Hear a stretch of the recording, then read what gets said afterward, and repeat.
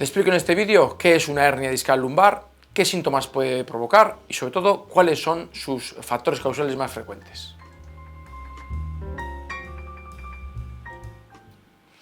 La hernia discal será uno de los problemas más temibles de espalda y cada vez más frecuentes, sobre todo y paradójicamente en la sociedad moderna. Digo paradójicamente porque siempre hemos pensado que la hernia discal es producto de esfuerzos físicos intensos y en parte es cierto, pero sin embargo tenemos una sociedad que cada vez hace menos esfuerzos, que cada vez tiene una vida más cómoda, mucho más cómoda de la que pueden tener tus abuelos, que hacían trabajos agrícolas mucho más intensos o incluso hoy en personas que trabajan en la construcción, y sin embargo nos damos cuenta que estas personas tienen menos hernias discales que un oficinista o que un maestro de escuela. Y esto tiene, luego te lo explicaré, su explicación. En primer lugar, decirte qué es una hernia discal. Lo tenemos ahí en la pantalla.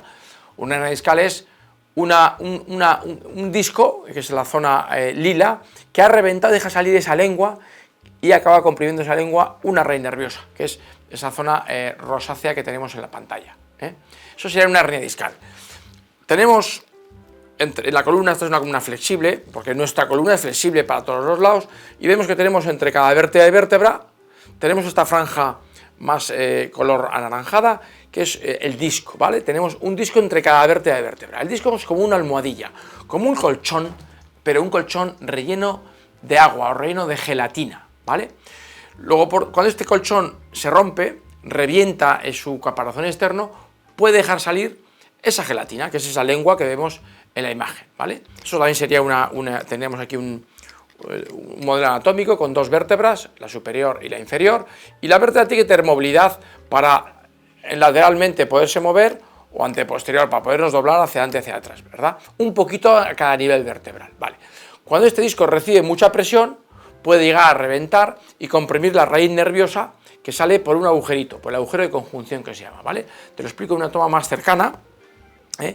Aquí tenemos ese disco, este es el agujero de conjunción, por donde sale esta raíz nerviosa, esta zona amarilla es la raíz, esto sería el nervio ciático, que es ese nervio que cuando hay una hernia discal duele a lo largo de toda la zona posterior de la pierna, ¿verdad? Porque aquí está cortado, pero esto sería la raíz donde emerge el nervio ciático. Bien, pues cuando este disco revienta por una presión muy mantenida o muy intensa o mantenida en el tiempo, ambas cosas pueden ser.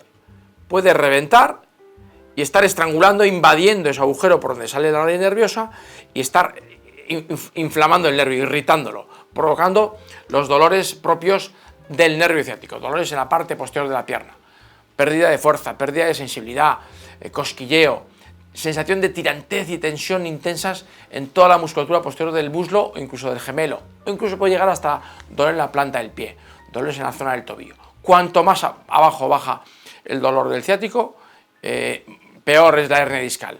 Cuando un dolor se queda más en la zona del glúteo o a media pierna, tiene un pronóstico más benigno, ¿de acuerdo? Pero todo sería un dolor ciático provocado por esta hernia discal.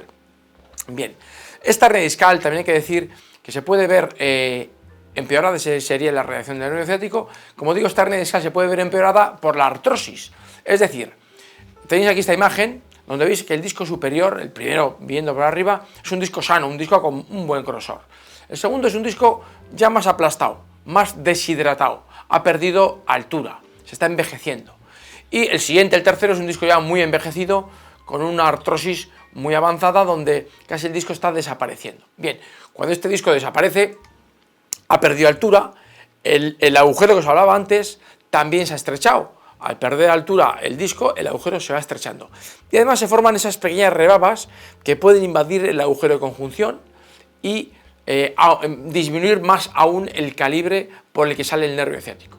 Si además de una pequeña hernia o una protrusión, que sería el inicio de una hernia, hay esas pequeñas rebabas que invaden el agujero, el nervio casi no tiene sitio por donde salir, se ve irritado, se ve comprimido, se ve estrangulado y se produce ese dolor ciático característico, ¿de acuerdo? Esto sería la descripción de una hernia discal. ¿Cuáles son sus causas? Bueno, pues las causas típicas, las que todos tenemos en cuenta, son los factores traumáticos. Uno puede ser, me he caído de una altura de 2 metros, me he dado en el culo esquiando, por ejemplo, o un resbalón, o un accidente de tráfico. Y luego están los factores microtraumáticos. Los factores microtraumáticos atañen aquello de estar todo el día de pie, agachado, cogiendo pesos intensos, estar mucho tiempo sentado. También es un factor microtraumático, porque cuando estamos sentados, los discos, que la espalda tiene que tener una cierta curvatura en la zona lumbar, pero si la perdemos porque estamos sentados muy doblados, los discos, digamos, la espalda cambia de postura y los discos se ven comprimidos en la zona de adelante, se ven aplastados y poco a poco favorece esa hernia discal. Si uno se sienta bien erguido, bien recto, los discos sufren mucho menos. Si uno levanta pesos con la espalda bien recta y agachando bien, doblando las rodillas y la cadera, los discos sufren mucho menos. Si uno se agacha con la espalda más, con una jiba, los discos sufren más. O se sienta con una jiba lumbar, los discos sufren más. Esos serían factores microtraumáticos que a lo largo de los años van deshidratando, estropeando y aplastando los discos. Pero quiero ya terminar este vídeo diciéndote una cosa que probablemente no la sepas y no la saben muchos fisioterapeutas, que es que frecuentemente detrás de una hernia discal, para que este disco termine por reventar y provocar esa salida de ese núcleo pulposo, de esa gelatina, hace falta frecuentemente un factor desencadenante intenso. Y este factor habitualmente suele ser un desequilibrio visceral, un mal funcionamiento visceral, lo que llamo una disfunción visceral.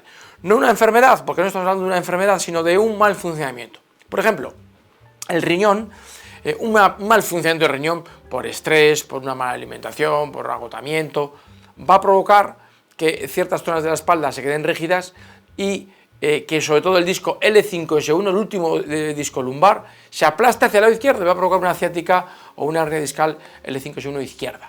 O que el intestino irritado, también por una mala dieta sobre todo, va a provocar un aplastamiento del cuarto disco, entre el cuarto y la quinta vértebra, el cuarto disco lumbar, hacia el lado derecho y va a provocar una hernia discal derecha con su ciática derecha.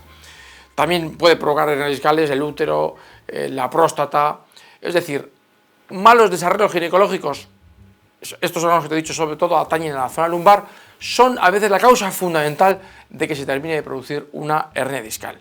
A veces el levantar un peso, he cogido a mi hijo y me he quedado trabado y me ha dado una hernia discal, es la última gota que colmó el vaso. Ese disco estaba a punto de romper por un factor visceral que lleva años o meses aplastando el disco, y a veces ese mal gesto es la última gota que hace desbordar el vaso. Entonces, ¿nos debe importar la última gota? Sí, es como te agachas, pero más nos debe de importar de qué se ha ido llenando el vaso. Y en este sentido, estos factores viscerales son fundamentales. En cualquier caso, si quieres saber más sobre estas disfunciones viscerales, te dejo aquí una anotación y te diré qué es una disfunción, cada órgano donde da reflejos, etcétera, etcétera. En cualquier caso, si lo que quieres es saber más sobre la hernia discal, puedes ir al portal de Fisioterapia Online y ahí te dejo un montón de vídeos sobre ejercicios para la hernia discal, tratamientos muy eficaces, tratamientos naturales muy eficaces para la hernia discal que van a ser seguro de tu interés. Y lo tienes todo aquí en tu portal de Fisioterapia Online.